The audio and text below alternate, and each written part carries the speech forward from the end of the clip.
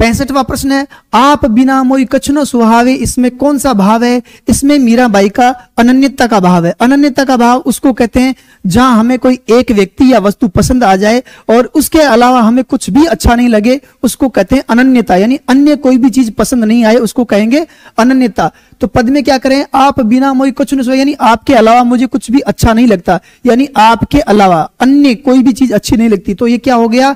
अनन्यता। आप बिना मोई कछुनो सुहावे, इसमें मीरा का भाव है अनन्यता का। अपना उत्तर होगा सी। प्रश्न संख्या 66 है, खंजन और मधुप मीन कृष्ण के नयन किन्हें मोहित करने वाले हैं? तो खंजन, भौरे, मछली और मृग छोना, इनको मोहित करने वाले नयन है, ऐसा पद में मीराबाई ने बताया था। तो अपना उत्तर होगा बी। प्रश्न संख्या 67 है, कंबुकंठ में कंबु का अर्थ क्या है? कंबु का अर्थ मैंने आपको कठिन शब्दार्थ में भी बताया था, कंबु का अर्थ है शंख।